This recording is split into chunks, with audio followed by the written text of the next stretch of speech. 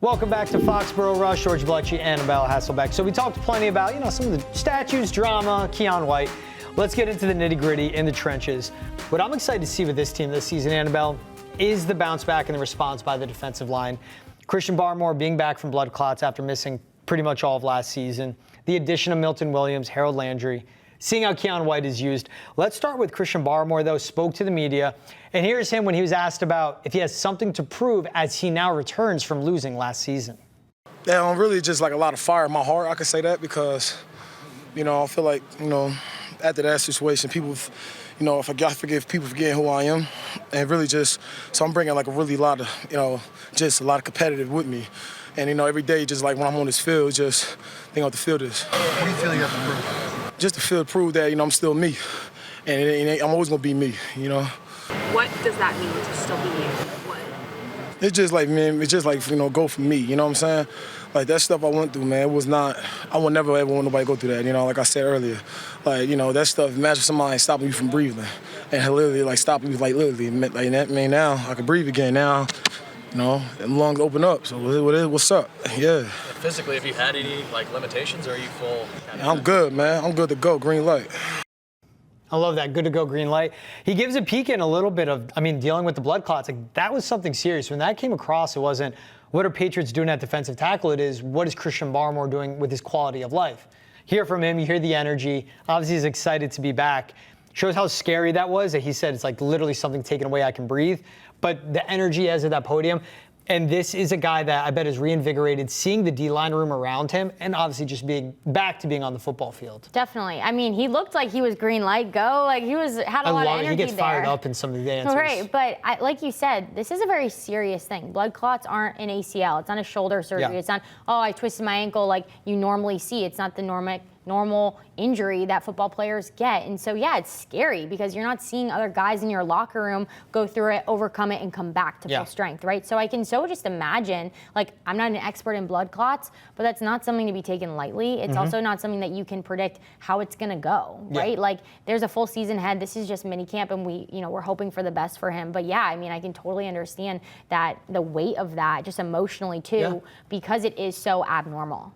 Yeah, and it's even, as you point out, like a torn ACL, the timeline for the return.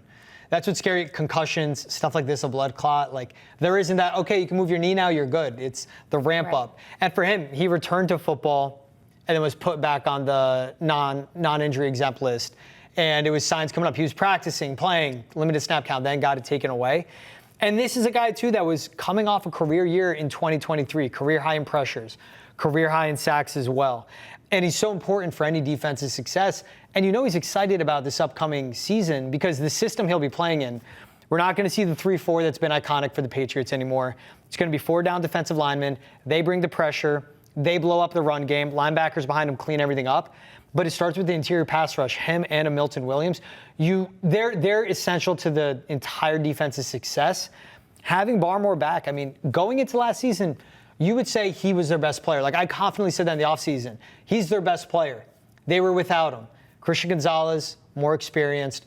Now him up front, getting better in the secondary. He should have a huge year, but especially in Terrell Williams' system, where we're going to see a 4-2-5, 5 defensive backs out there.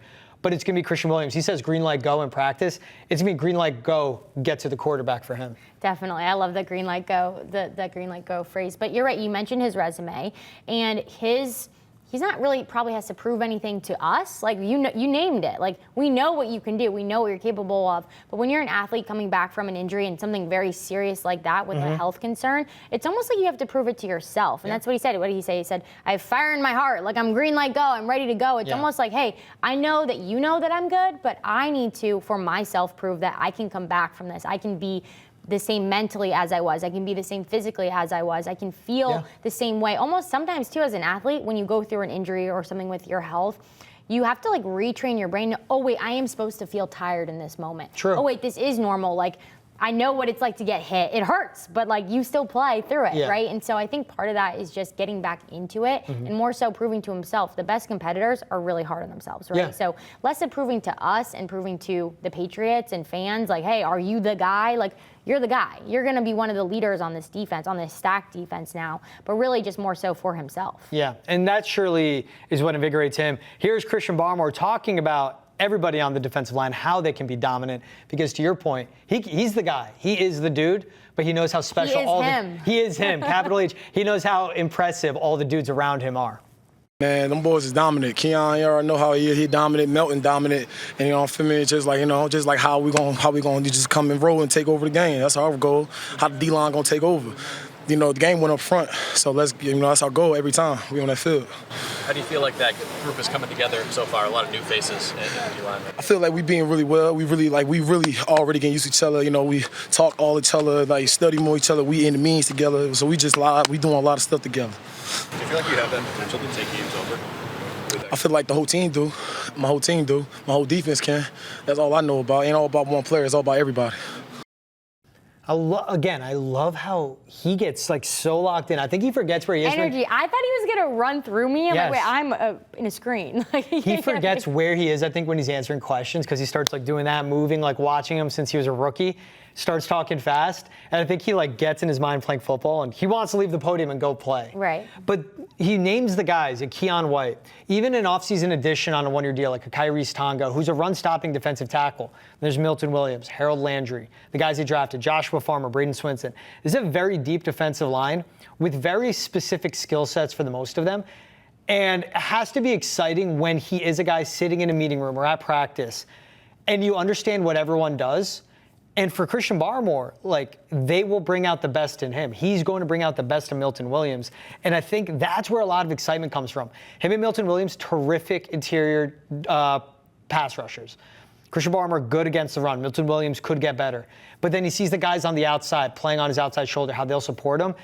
That's where this excitement has to come from, because this defensive line was putrid last year. They blitzed a ton. It didn't make sense with the scheme and the personnel. This one now, the personnel matches what we expect the scheme to be. Definitely, and it also probably feels good for him, someone who was a leader on defense and kind of was him, right? He was that guy to now have other people that can help you, and that, you know, when you're not bringing the energy and you're not the vocal leader, or you're kind of dying out there, might have even some doubt, you got a guy on your side that's going to bring that for you. And you have Milton Williams too to be that leader as well. Like, you know, he's the highest paid guy in the Patriots right now. Like, you see in also that investment too in the defense. I think that's something as a player, like, oh, look at what my coaching staff in our front office did, like, for this group. They know that, like, it's not all on him. And he even said it, like, it's all about everybody. Like, we all got to play as a unit. We all got to be together. And if you're not all about everybody and you don't like everybody, you're not saying that. So clearly he's jacked up about this group, and it's really fun and exciting, and it feels like they're excited about it too. It's part of an athlete. I think it's part of any team environment you're in. When you look to the person to your left or right, and like you are willing to put it all on the line for them, that's what makes you play harder too. I like that you point out for Barmore, it's like he wants to prove himself right. You know, he wants to show to himself, like, he's his own competition, which I think is the healthiest thing someone can have. Don't compare yourself to others, but focus on yourself. But say if you're down, say if you're tired, you look to the person to your left, they're out there battling with you. That's what pushes you harder. And in a way, it's like a winning culture helps. A winning culture is what gets you to show up earlier, what gets you to stay later, what gets you to work harder. Compared to a losing culture like last year, like, why am I going to show up 6 a.m. for treatment? I'll just get there at 6:15.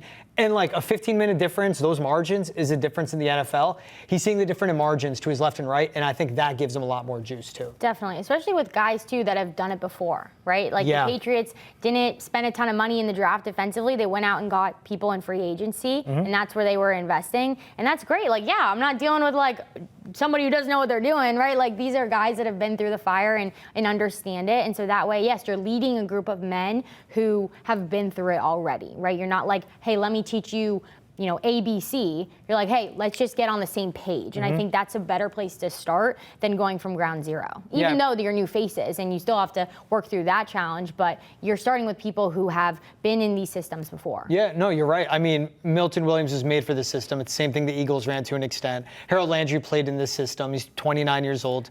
Keon White's entering year 3. What's that? Roll leagues. Roll Leagues for Carol Landry, good plug, of course. Now let's talk. You mentioned Milton Williams. That'll be a guy helping out Harold Landry get back to his sack numbers, Roll Leagues. Here's him on being a leader for the defense now with the Patriots. New team, a lot of new faces, but we've been here together in the weight room, on the practice field, almost every day. So I'm good. I'm comfortable knowing I got to come out here and set the tone, knowing the guys gonna follow me, and just I'll take that responsibility to come out here and make sure that we're getting the job done. So even though you're new, do you feel like you're taking it upon yourself to kind of lead up? Yeah, I mean, I ain't really too vocal or whatever, but I'm always helping guys. They got any questions. I try to be me or B. Try to be first in the line. With whatever drill we're doing, make sure we're doing it right. So the young guys see us. They make a mistake, just pull them to the side or let them see us go first and try to correct them off that. But lead by example, a little bit of I'm the first one in line to see how I do it and follow me. So not exactly the guy that is local, wants to be vocal, is vocal, wants to be vocal. But I think lead by example is important. And it goes back to the same thing. Like, I'm the guy that, he's the highest paid player in franchise history, like on AAV terms and everything. And he's going, I'm still showing up every day. I'm still busting my butt. He knows the younger guys will do the same. Yeah, it's impressive that he's naming that and he's vocalizing that, right? Yeah. Because some guys might just be like, yeah, everybody knows. But he's like, no, I know my role. I know the eyes that are on me, on my teammates too. And that's like a voluntary thing too, to jump first in line and do these drills. Like, hey, we're going to do these drills right. They might be in minicamp, but we're going to do these drills right because they matter. And I think that is something that is very impressive, as well as like you look at who he's coming from. He just got to play with Brandon Graham, an incredible leader, someone who is so highly regarded in that organization. And it's easier for you to play for someone who's coming off a Super Bowl win. And you're like, all right, like, I got you. Like, you might be yelling at me, you might be correcting me, but like, there's a lot of respect there, just baseline without anything else. I would want him, whatever Super Bowl stuff he has from the Eagles, I want him wearing it every day without an Eagles logo on it, I guess. But that is, to your point too, it's like, it's the respect that carries with that. It's a credibility that when he's doing something, it's like, oh, that's what gets you to the Super Bowl. Right. That's what makes that defensive line show up. And he has question marks himself with, hey, now you're the guy. Him and Christian Barmore are both the guy. But he was with the Jalen Carter. He was with the Nolan Smith. He was with a deep defensive line room. He never played more than 50% snaps. We talk about defined roles. He is a game wrecker, brings havoc from the inside. Here is now Milton Williams again pointing out on what the defense needs to work on. No, it's been good. It's been good. They really got everything in for the season. So, like I said, now it's just working on the communication, getting used to guys rushing in different spots. And, I would just make sure we're on the same page. If we get the wrong call, if we all wrong, we all right. And then just move on to the next play, try not to dwell on no mistakes, and just try to keep moving forward. So rankings came out. PFF put out for grades that Milton Williams ranked 14th overall grade for defensive tackles in the NFL. A lot of good interior pass rushers. What's important with that is this is a guy that was playing next to a Jalen Carter. Jalen Carter is one of the best defensive tackles in the NFL. Now he's next to a Christian Barmore. It's a matter of what their strengths are, interior pass rush. What's the weakness for those two guys? It is their run defense, but they can open each other up. And when it comes with being a defensive tackle, I like, to your point, he said, like, I know I'm highly paid. I know what I have to be. That awareness, right? To have that awareness as a leader and a player, there has to be the awareness, and defensive tackles do have it. They won't get the sacks. They won't get the tackles. They won't get all the numbers. Like, you could have the least amount of pressures and the least amount of sacks in the NFL, but you can still be a great defensive tackle. Because if you're eating up double teams, triple teams, you're not letting the linebackers get blocked and they're blowing up the run game, that's what makes you a great defensive tackle. I'm excited to see what he does in the pass rush game. For him and Christian Barmore to play off each other, that's what I can't wait to see. Yeah, and what I'm hearing is like what we know as the Patriots do your job defense, right? And like that whole phrase, like that's really what encapsulates that. But I love what he said, like if we're all wrong, we're right? Because what that says to me is, hey, I don't care what you did in Philly. I don't care what you did in Tennessee. Like I don't care what you did in your other places, because these are guys that are coming, out of free agency from different teams, a lot of new faces. Like we just got to all do it together in the right way that we're being coached. And I love that because, yes, these are guys who were who are going to be starters, and you kind of have to take a little bit of that humble pie of like, okay, I might not always be right. We just got to do it all together, and however it's going to get done, it's got to get done. So I love that he said that and kind of set the tone of like, I know that we all have different backgrounds and are definitely valid in our own opinions and what we think and our football IQ, but we all got to be on the same page. Yeah, and I think that's the important part too. And it is even guys like Farmer coming out of Florida State, Braden Swinson coming out of LSU. And that's, you talk about the humble pie, for the guys that were starters in the NFL, guys that were starters in college. Right, that's a big jump too. Yes, because you're getting to the pro level and your role is different. And in a way where Braden Swinson, however many pass rush snaps he may have had at LSU, that's going to get cut in half, maybe more than that. Maybe he'll be playing a quarter of the pass rush snaps. That's less of you getting a feel of an offensive tackle, setting up moves, tiring out a guy. And you have to get used to that role of, okay, you're not going to have as much time to get warmed up, but build on it, patient with yourself. Then when Braden Swinson is that every down guy, first through third down, he'll be better at that point. Same with all the rooks. And for Milton Williams, again, never played more than 50% of snaps, but you go through the best defensive tackles in the league. None of them are really above 60%. Defensive line is one of the rare position groups where you could sub everyone in every snap. You could have full-on packages. You see how the Bills built theirs out. We saw what the Eagles was and dominated the Chiefs. We see what the Patriots, in a way, are trying to build as well. That's part of being a defensive line. Again, don't get caught up in the snap count. Don't get caught up in the sacks. It's literally what you're seeing on the film. If Milton Williams executes a system, we've seen work in Detroit, we've seen work in Tennessee, then it'll help out the Patriots. Yeah, and I'm excited, and that's why it's important for you all to be on the same page, right? Yeah. It's like regardless of where you are in this lineup and where you are in the depth chart, you might be thrown in. So like under my leadership, get ready to go. And I think too, like it's an awesome opportunity and new expectation for Milton Williams. Like, okay, now you are the guy. Yeah. Like you are now him as well on this defense. Yes. And how are you going to lead this group and really setting the state? What are we in? We're in June. Like we're in like the second week of June, right? Like it's so early, but that's really where you have to start, you know, hammering in those messages and how you guys are going to run your system. Yeah, and this is a guy talking before they make the long break. 5, 6, 7 weeks off between mandatory minicamp finishing up and then training camp starting up in August. Long break. These are the guys that you want, though. Again, sending these messages in the media. You know it's being said in the room and getting to that point.